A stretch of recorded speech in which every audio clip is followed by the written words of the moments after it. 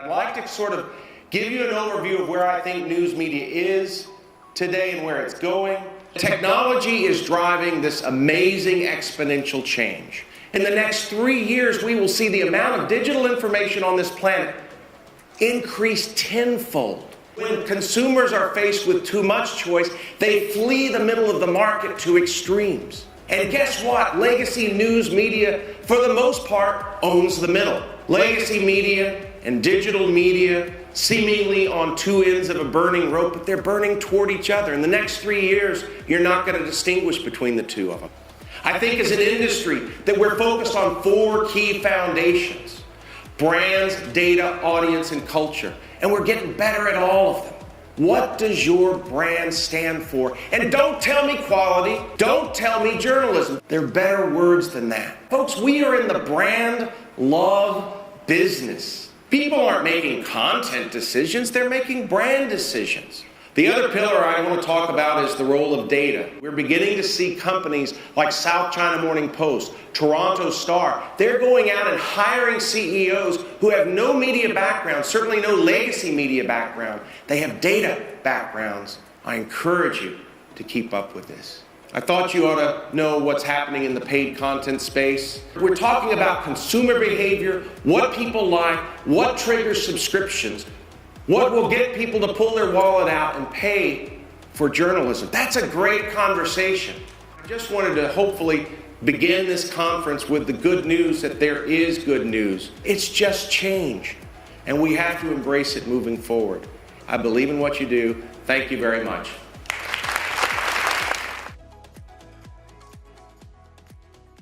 Our next speaker is someone who's spoken at these conferences a number of times over the years. He's the most international guy I know, actually. It's Earl Wilkinson, Executive Director and CEO of the International News Media Association. Very experienced guy, 27 years. INMA is the news media industry's foremost ideas sharing network with its 8,000 members in 70 countries, focused on reinventing how they engage audiences and grow revenue in a multi-platform environment.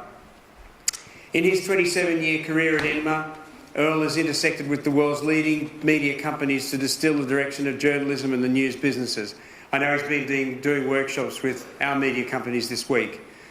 He has written books and reports and been a frequent speaker at industry conferences worldwide. He's widely quoted in magazines, newspapers and by industry influencers. To share with us this morning INMA's Global News Media Outlook, please welcome Earl Wilkinson.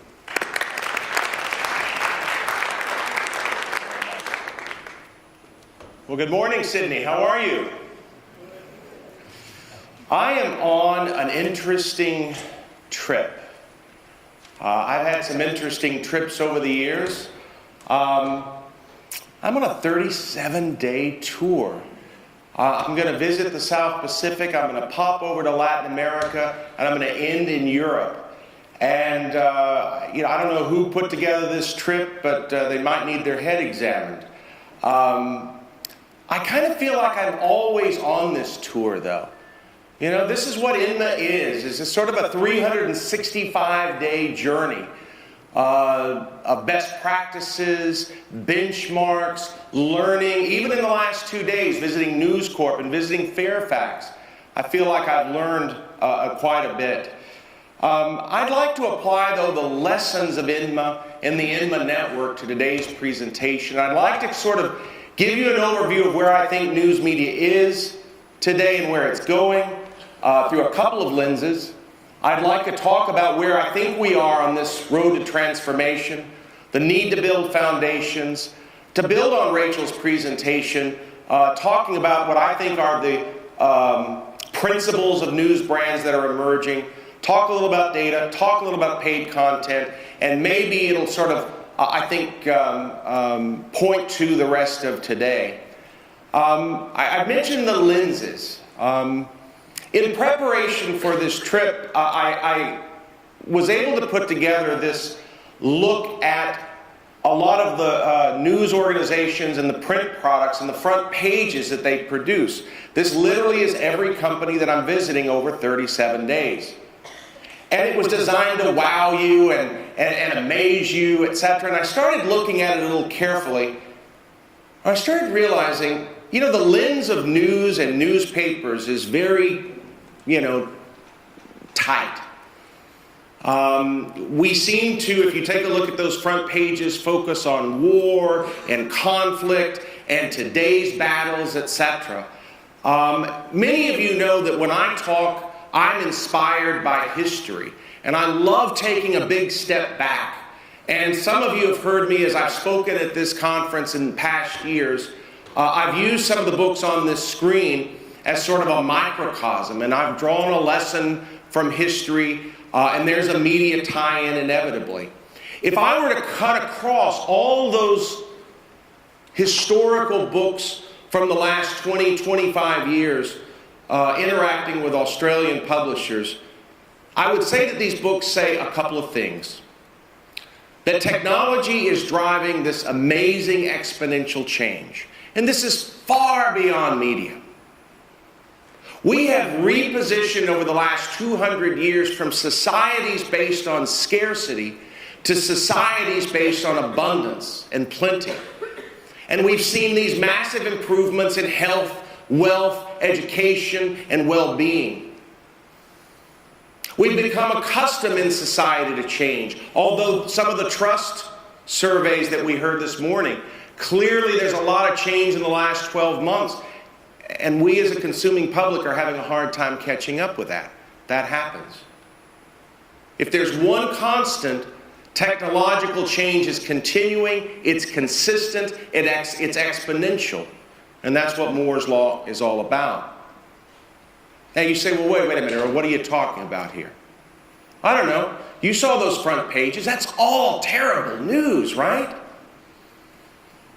I don't know, folks. On the planet Earth today, we have mostly eradicated, in most parts of the planet, extreme poverty. We've seen basic education rise, literacy rise, democracy rise, vaccinations rise, child mortality drops. You wouldn't judge this from everyday headlines. For all the talk of wars in this world, there are fewer deaths and injuries from wars on this planet than in the last 2,000 years. But there are unintended consequences of abundance. Obesity today kills more people than famine and malnutrition by roughly 3 to 1. I haven't seen a headline like that. People talk about the rise of cancer, and cancer is terrible. But we wouldn't have cancer if the fact that we haven't extended our lives by 40 years. That's the good news. That's the era of abundance. We're seeing the speed of change produce winners and losers. We heard it in the last presentation.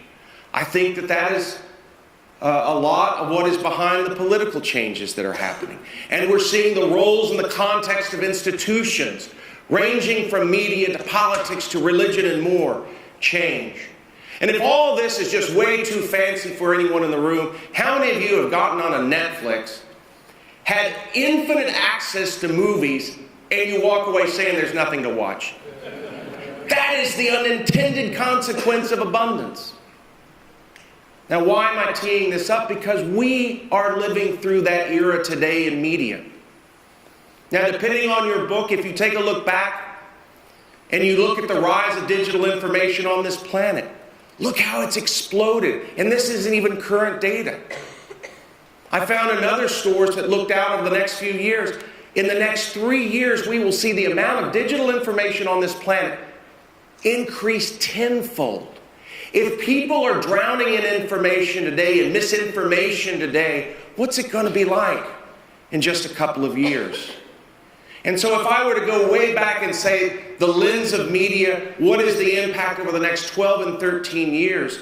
I would say, first of all, change is permanent. It will only accelerate. That is the law. That is Moore's Law. Secondly, consumers are going to face more and more over-choice. And there are consequences that we can't even fathom that are going to happen in the next 3 years. You don't like Facebook? Imagine 10 Facebooks. Imagine journalists and editors who I visited with over the last couple of days. Imagine them not writing for human beings and talking about consumer behavior, but writing for ecosystems like Alexa writing for ecosystems, and you say, well, Earl, that'll never happen. I don't know, SEO? Social media? I think it's already happening now. I believe that one of the consequences of overchoice that we see across industries, retail is a great example, is that when consumers are faced with too much choice, they flee the middle of the market to extremes. I believe that's what's happening in retail. I believe that's what's happening in politics. I believe that's what's happening in media today. And guess what? Legacy news media, for the most part, owns the middle. It's not where you want to be.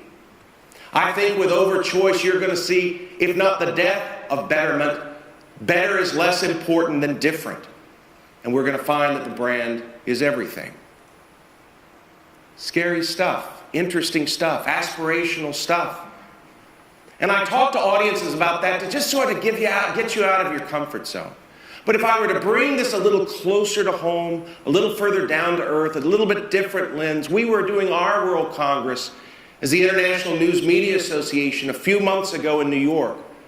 And we got down to a lot of key themes that I think will resonate with you.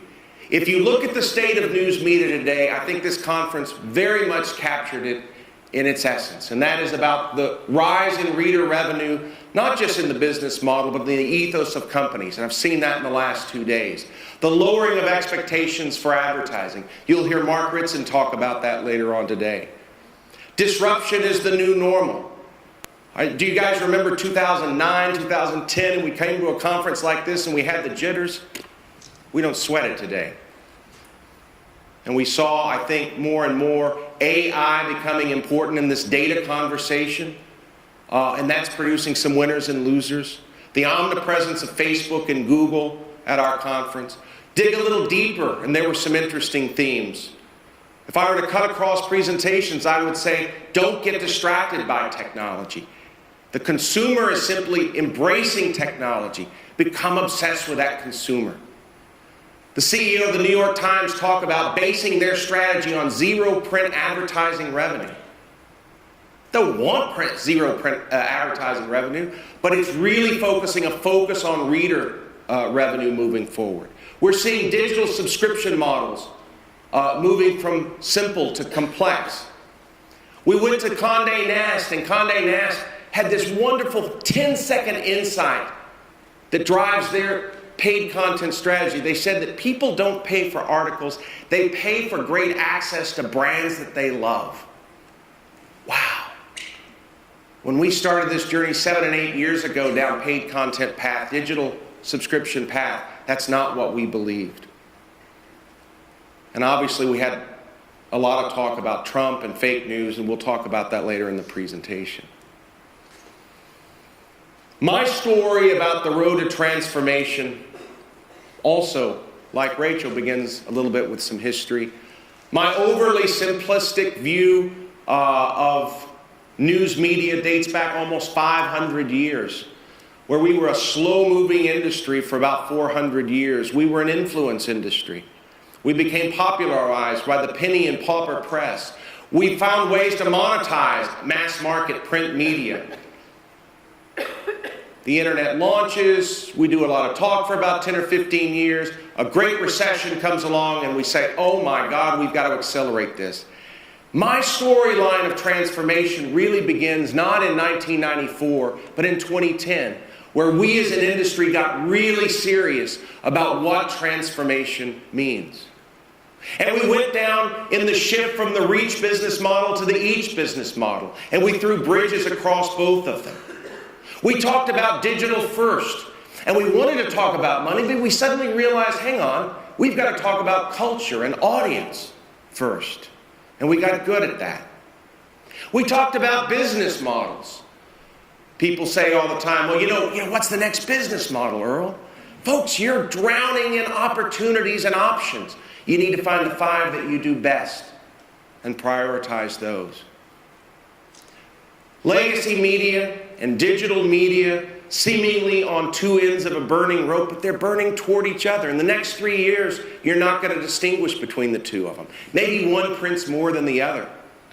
We're trying to figure out digital skill sets and data. They're trying to figure out monetization. One of the things I love about this conference is that it brings these two ends of the rope together.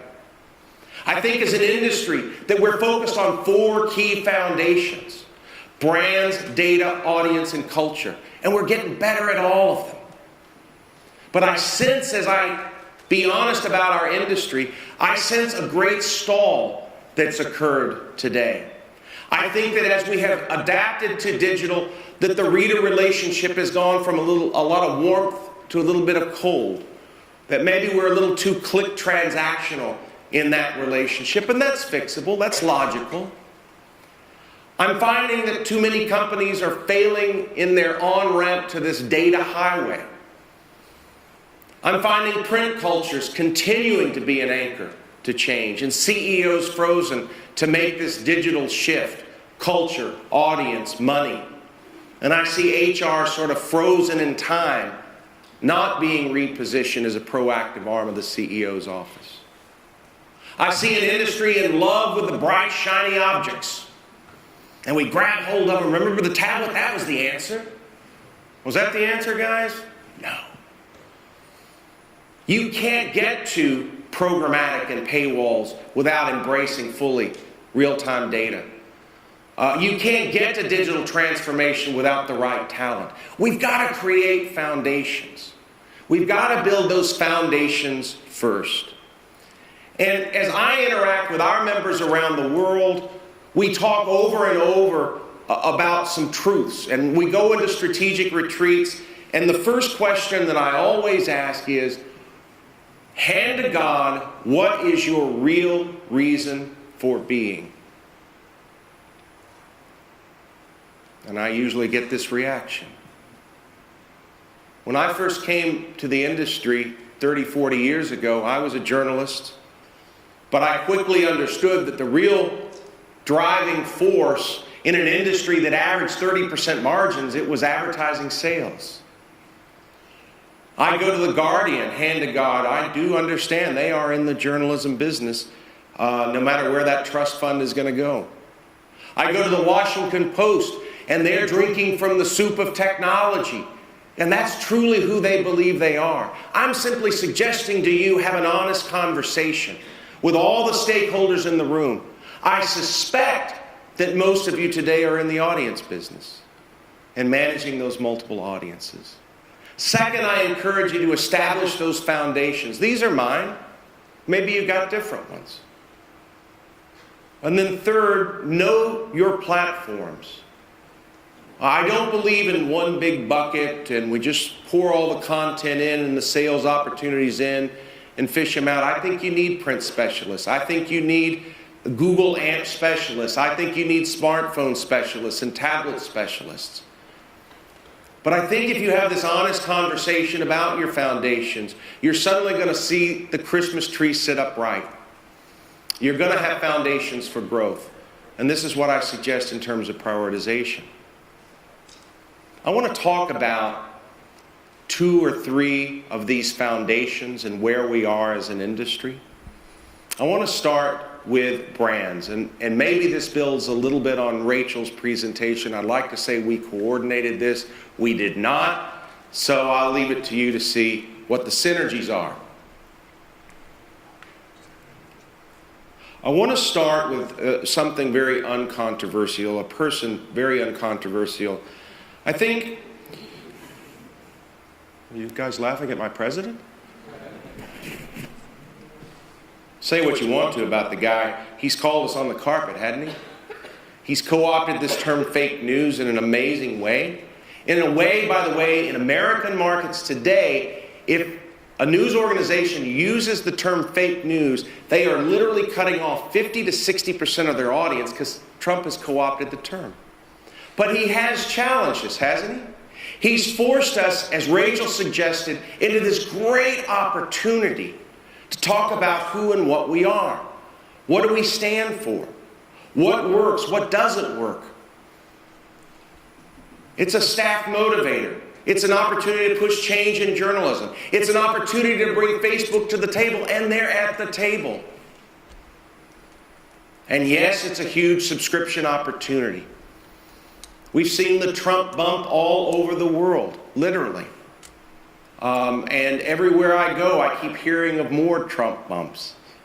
We're seeing messaging in basic marketing communications shift to things that match those brands. And some of them are winning and some of them are not. And what we'll learn this year is what to latch onto. But I would encourage you to ask the question, what does your brand stand for? And don't tell me quality. Don't tell me journalism. Those are words that we inside our own little church talk about. And we've talked about it for 150 years. And for 150 years, people have no clue what we're talking about. There are better words than that. People are challenging me all the time. Well, Earl, we're in the print business. We're in the digital business. There's none of that. Folks, we are in the brand love business. If Condé Nast is correct, people aren't making content decisions. They're making brand decisions. We're not print brands. We're not digital brands. We're not TV brands. We're not radio brands. We're just news brands. And I've written and talked over the year about the value of brands. And I've talked about this passion scale or variance on it as we try to move people from hate to tolerance to like and to love. And in the industry that I knew 20 or 30 years ago, I suppose I'd be happy with that middle. I'd be happy with toleration, and with a little promotion, I get a unit of circulation, which allows me to sell advertising. That doesn't work today. People are going to the extremes, and to be honest with you, from a marketing perspective, I want either love or hate or nothing in the middle. I don't know about you, if you look on my phone that I shared earlier, I'm happy to say that I have Brett Bart marked. I want to know what these guys are talking about. I'm not drifting to the ones in the middle. I think that we have to de-link our brand from any specific platform. It doesn't matter much today, and it's not going to matter much tomorrow. I think if you are a print brand, I think that holds you back.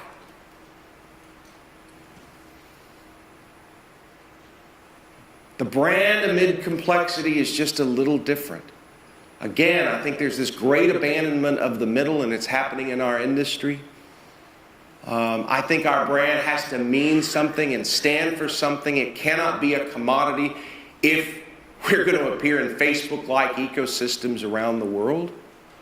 I think that there's a real danger in journalism that our sterile professionalism and our third party and a detached view actually comes across as unauthentic to the average person. Washington Post didn't hold back, did they? Washington Post's new tagline today, "Democracy dies in darkness." Editor of the New York Times, their rival, said it sounds like a Star Wars episode. The Post was kind of proud of it.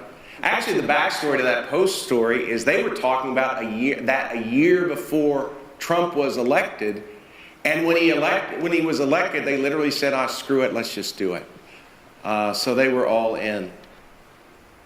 To build on some things that Rachel was talking about, and now I'm going to cut across a lot of our members around the world, I want to share with you, and only you can tell me whether this resonates with you or not. I think that there are some brand attributes that are working and some that are on really shaky ground, and maybe you're surprised by some of these. I agree that trust works universally. I think truth is a little shaky. I think if you are a hard, anti-populist, anti-right-wing organization like the New York Times, truth can work for you. I think for the other 75% of our members around the world, they don't have that choice. I think authenticity works. Differentiation works. Facts work. That you stand for something. I think that you should ask yourself, are you a crusading brand or are you an empathetic brand? I don't think there's a right answer or a wrong answer there. Just be clear of who and what you are. And I do believe, for those of you who aren't in big metropolitan areas, I think a lot of this translates to local news organizations. I think that journalism and quality, even fake news we have found with a number of organizations in the United States is like a dog whistle to 50 to 60% of populations in non-elite cities like New York and San Francisco and Washington to basically say some of the negative things that Rachel was talking about news media. I would encourage you to take a look at what's happening and embrace the experiments that are happening around the world. But I would tell you this, make a right choice, make a wrong choice, but make a choice, because you cannot monetize a customer relationship that doesn't exist. And as you move into the digital subscription space, just realize that. People are making emotional decisions today. They're making irrational decisions today. You've got to adapt to that. The other pillar I want to talk about is the role of data. Big data, artificial intelligence, etc. I love some of Rachel's takes on the combination of trust and AI. You know, my prism for data goes something like this. I think there are 3 lanes of big data. 98% of the people in this room are in the slow lane. That's not a shot. It's just reality. Being able to leverage real-time data analytics for A/B testing of marketing messages, improving subscriber retention, serving up digital advertising, democratizing access to digital information so that your employees can be smarter and be motivated and rally around what you want them to rally around. And there are best practice organizations out there, and these Newsday, NRC Media, Agora are not big organizations. I will tell you this, that I could do an entire seminar on the politics of data within media organizations. Start small, get victories, get champions, and move on to the bigger fish. When you look at the middle lane, and you look at the New York Times, and you look at News Corp, and you look at The Economist, companies that I would put in the fast lane every time, they don't consider themselves there. They see this, you know, they're getting better as company, they're getting better results, etc.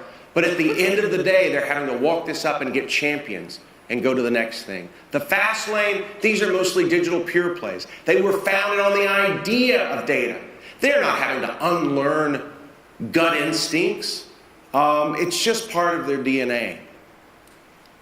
Now, an academic is going to come in front of you and say, companies that embrace real-time data analytics and are clever with it see X% improvement in performance, and I'm not that guy. I'll tell you a story. I was visiting a UK publisher of some fame in the last 6 months. And they're investing hugely in data. And I thought they would come to us and talk about the effectiveness of data, how it improves you as a company, etc. And he said, that's not the issue. He says, in 5 years, my company is going to be much smaller than it is. We're going to have less money to spend, and we've got to become a hell of a lot more efficient as a company, editorial, audience, advertising, and management. And literally the clock is ticking, and that's why they are investing. And the room went silent, because they realized we had just gotten a big dose of truth. I make the argument for many of you, the same thing exists. You have no problem allocating capital expenses to printing presses, etc. Find ways to allocate those into data before it's too late. At our World Congress, what was interesting to me is I brought speakers into the room talking about big data, and they wanted to talk about artificial intelligence. They hijacked my program. But in that fast lane, even in that middle lane, they're going beyond the basics of data and marketing 101. And I think it's really interesting. We're beginning to see companies like South China Morning Post, Toronto Star, they're going out and hiring CEOs who have no media background, certainly no legacy media background. They have data backgrounds. And they're trying to retrofit the culture of the company, not around digital, but around data. I encourage you to keep up with this. And finally, in terms of pillars, I thought you ought to know what's happening in the paid content space. better known as reader revenue, better known as digital subscriptions. I want to call it the economics of content. I'm passionate about this subject. And over the last 2 days at Fairfax and News Corp, I think they're passionate about it. I mean, we're talking about consumer behavior, what people like, what triggers subscriptions, what will get people to pull their wallet out and pay for journalism. That's a great conversation. And to be honest, in the history of our industry, we haven't always talked like that. Now, what we know today about paywalls, oversimplified, is this. Roughly speaking, we've been flirting with two models over the last 7 to 8 years. Metered paywalls, popularized by the New York Times, and the freemium model, which simply says, my website is free, but this article we're going to lock down, or this section we're going to lock down. Freemium model collapsed about 5 years ago when we left it to editors to decide what should get locked. Now, I come from that background. What do you think we locked? We locked the things that we worked hard on, spent a lot of money on. We didn't give any consideration to whether it would trigger a digital subscription or whether it would be a popular read. And it collapsed of its own weight. Now, I go to industry conferences a lot. Some of you do as well. I love the New York Times story and the FT story and the Economist story and the Journal story, but virtually nobody in this room are with these companies. Global brands have succeeded brilliantly in digital subscription because 99% of their value proposition is journalism. It's quality, it's the high end of the market. That metered model especially simply does not scale to general interest metropolitan newspapers and certainly local news organizations. In the last 15 months, we've seen a resurgence of this freemium model, but it's a little bit different. It seems to be a little bit more informed by algorithms, by metrics, by homegrown systems that I'm seeing throughout our network right now, that put scores on content. Every piece of content gets scored. This is high brand equity for my company. This is going to trigger a digital subscription based on whatever the algorithms are. This has a high propensity to be shared via Twitter, high propensity to be shared via Facebook. And we're just getting smarter and smarter on what to lock, what not to lock, what to prioritize, what to bury. And I'm coming across this data point more and more, and I'm curious if this is your experience as well. And maybe you can help me tease this out one more time. But my gnawing question is, if 10% of your content drives 90% of your traffic, why in the world aren't we spending more time on the 10%? And especially as we get deeper and deeper into consumer revenue, as deeper parts of our strategy, I think this is going to be an important question. This question got deeper at World Congress this year. We're seeing companies now taking the metered model and taking the freemium model and mixing them up in ways that are way above my head. But what I'm excited about is we're talking about the economics of journalism and content, and that brings us all together. Newsrooms, commercial, audience, senior management, strategy. I thought I would tease out for the first time in a public setting an idea that's been in the back of my mind, and I saw it. I was at a conference in Vail, Colorado last weekend, and I had the rare opportunity to just sort of sit back and listen. And they were talking a lot about the economics of content. And Boston Globe says that roughly 55% of their market is engaged with their news brand. And if I were to sort of oversimplify, roughly 30% of a lot of markets have readers with a pretty high propensity to subscribe to print or digital. About 10% of most markets with free registered users, 10% of those free registered users worldwide can be converted to paid subscriptions. Do you realize that 100% of the industry conversation is about that 30% of the market? What about the other 70%? What are those secondary tactics? If I'm not willing to subscribe to the Financial Times, and I'm not, it's too big of a thing for me to swallow, is there not a thing with my thumb I can do on my iPhone that just allows me to pay a ridiculous amount, like $10 for the article I want? What do we do with this other 30%? I think this is what we're going to start hearing over the next 6 to 9 months. as we get smarter and smarter about the economics of content. I'm seeing examples of vendors today offering up services where you can very easily, especially among millennials, I will read the article for free in exchange for viewing this advertisement. Really interesting stuff. I encourage you to keep in touch with this conversation through INMA in the year ahead. So hopefully this has been an interesting look at the state of news media. I'd like to conclude, though, with some thoughts that I'm picking up on. I'm doing a lot of traveling over the last few months. I'm curious what this presentation is going to look like in about 30 days.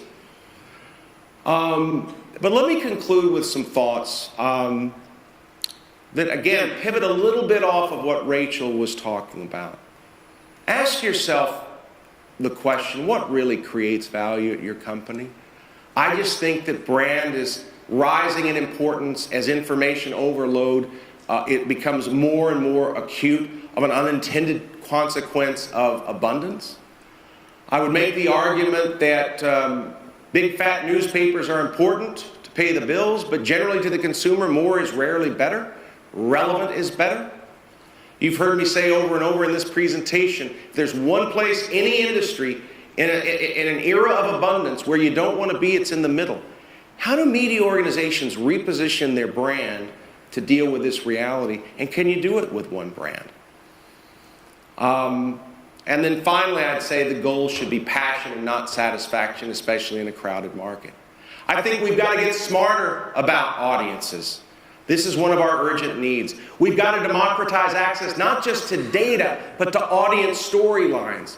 I believe most of our members are not doing a great job of telling the story of their brand and the story of their audience, and they're certainly not sharing it beyond the top 10 people at the company. I talk a lot about data. The world needs data scientists. The world needs data analysts. The world needs data geeks. Not a lot of you out here in the audience. I make the argument the bigger need in the space of data today is not these folks, it's you. And getting comfortable with what to do with data to make your business better. I call those data implementers. I think we've got to get smarter about optimizing audience engagement. And you know, I especially when I talk with newsrooms, they talk about producing more content. Guys, the world is shrinking, not growing. I think that we're fine with the content that we have. I think we need to be more clever about repackaging. I ran into the Toronto Star a few weeks ago. They spent a lot of time with health content. And they fire that health content in their general ecosystem. And someone had the bright idea, why don't you simply create health.tourstar.com? And they saw advertising sell for 10 times CPM as a result. That's just repackaging. That literally takes no effort. And I think there are more opportunities like that out there. I think that there are gaps that need filling today. I think, again, cutting across a lot of experiences in the last 3 months, product lines to be simplified, money losers to be cut, and long-time decliners and underperformers. They just need to be cut away. They're wasting our times. We need to establish data objectives. We can't just embrace the religion without talking about objectives and what endpoints are going to be. You heard me talk earlier about the need to empower HR for more innovation. I'm happy in Australia that almost every company here is talking about some semblance of generating reader revenue, but it's not worldwide. When I talk to companies that literally have done nothing in this digital space, I say create a beachhead. I saw this week one organization, they've created some paid content scheme for puzzles but not horoscopes. I didn't understand that, but I thought someone has given some thought to the value of content. And then finally, while it's not very sexy, organization and competence is so crucial. Who is relentlessly holding people accountable? And the only reason I put that on the slide today is I keep hearing it over and over from our members. Is that a missing management piece? But it's one thing to have an idea, it's one thing to get into the unsexy world of making it happen, making it work. And finally, I would say this. One of the things that I'm finding with media companies around the world, sort of this unintended purpose of INMA, maybe even me, can you distill the complexity of our business into just a couple of ideas and principles that will allow us to land this strategy plane and move on? This is what I've come up with. Invest heavily in the things that won't change. I believe that's the 4 foundations, but maybe you've got something else. Secondly, love the brands that pay the bills. It's so easy to get away from print, get over into digital, but let's not forget that we need to continue to fund print, make money. It's the capital bridge to the future. And finally, I would say every organization has usually 1 big bet a year, maybe 2. Identify those 1 or 2 and embrace them with all your heart and all your soul. I'm a huge believer in news brands. Whether you're in print, whether you're in television, whether you're in digital. And I just wanted to hopefully begin this conference with the good news that there is good news around the world. As Rachel suggested, it's just change. And we have to embrace it moving forward. INMA is always there for you. I'm always an email away. I may be on a plane constantly, but some of you know I answer emails at all hours of the day. I believe in what you do. Thank you very much.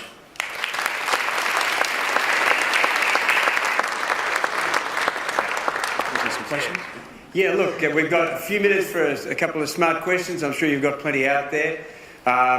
There's no book to give away. Earl, are you giving away books to people? I'm going to write one later. You're going to write one, give it to you later. That's not going to be a problem. So I think we've just got roving mics again. Do we have roving mics? Great. Any questions? You're all thinking about coffee. Here's a question right here. Mr. McDonald. Hi. I got him. Hello. What's your opinion on using artificial intelligence to write newspaper articles? I love it. I mean, it sounds like a pithy answer, but I mean, I think anything that allows us to take costs out of what will become a commodity in the future allows us to reallocate that into more productive uses. I might have been talking with a few of you about that this morning. I got some questions about that in the last 2 days. I think it's what I find funny about that a little bit is it's not news organizations like yours that's leading the way. It's a lot of the wire services, Reuters, AP, AAP, etc. So I didn't mean to sound so bullish about it, but anything that cuts out commodities, frees up space for better engagement, smarter engagement, I'm all for. If it's just about cutting costs, I'm not a big fan. Question over here? Yeah, please. Earl, what are the 3 biggest mistakes that companies are making in the media space? 3 biggest mistakes. Oh, that's your question. Okay. Yep. I thought you were going to tell me the 3 biggest mistakes. Wow. I would say expecting 10% growth in advertising and getting 10% declines, lower expectations for one thing, believing that the golden goose is going to come back. There was a regional newspaper here in Australia years ago, and I think I was out with the CEO, this is about 20 years ago, and we were out, and I looked at his newspaper and it was this thick, and there might have been a beer or 2, and I leaned over to him and I said, well, what's your profit margin, man? He said, he sort of hiccuped. He said, in a bad year, we get down to 40%. I make the argument those days are just not going to come back. Those are only 2 mistakes. I would say over-reliance on advertising generally in terms of the value proposition moving forward. I think you're going to hear a little bit more of that today. I think that turning this more into a positive question, I believe that almost everyone in this room is going to be in the reader revenue business, the digital subscription business in the next, if you're not already there, you're going to be there in the next 3 to 4 to 5 years. I think 75% of this conference is going to be talking about the economics of content and consumer motivations more and more. Question? Got one right here, middle.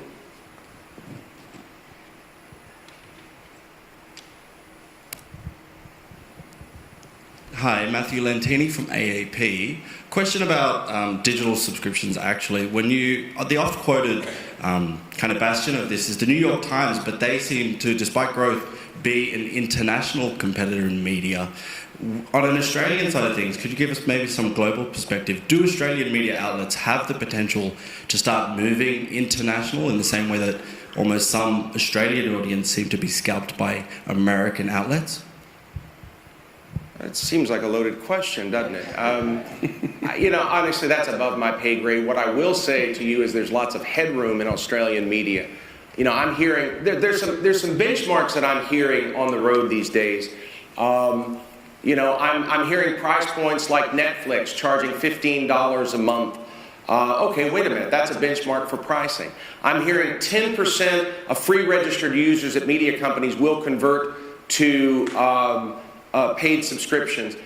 You know, I'm sort of hearing on the road at this part of the world, in reality, it's not 10%, it's 3%. So I think that there's some headroom there. So before we start talking about growing internationally and creating or connecting to an Australian diaspora, I would first look at maximizing the opportunities here. The other thing I would say to you that I'm hearing over the last few days is that companies like Netflix, and I know that Amazon is going to be rolling out next year, these guys are your blockers and your tacklers. They are opening up consumer mindsets for you, and I think those are real opportunities. On a personal level, I used to pay $150 a month for cable TV. I've got that down to about $60 now. Now, wait a minute, that's a personal story. Why are you telling that?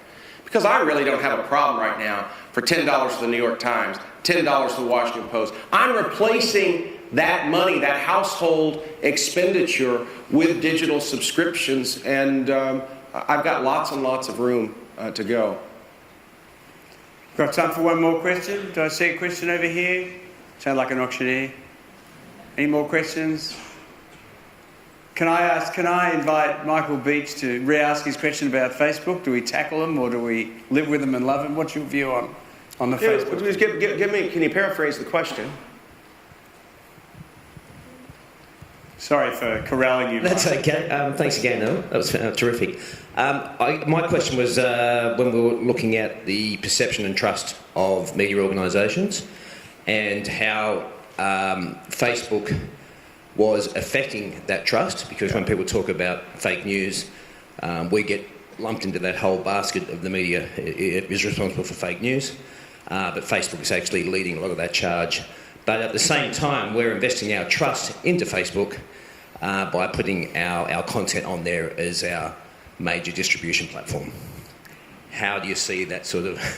Does anyone else see the irony based on Rachel's presentation of a question about the trust in Facebook and the gap there? I think it is a leap of faith. I do think that the Facebook of August, September 2017 is very different than the one of November 2016. They are rapidly ramping up connective tissues. I can't speak to their editors, their filters. Rachel had a pretty good beat on that. I think that I don't think we can shut off Facebook. I think that we need to have those conversations. I think the Australian publishers need to band together to have a single voice. And I think the Facebooks and the Googles of the world will respond much better to that conversation than one-on-ones. I guess the short answer is, yeah, I trust Facebook more than I don't trust them. I'd like you to put your hands together and thanks Earl Wilkinson.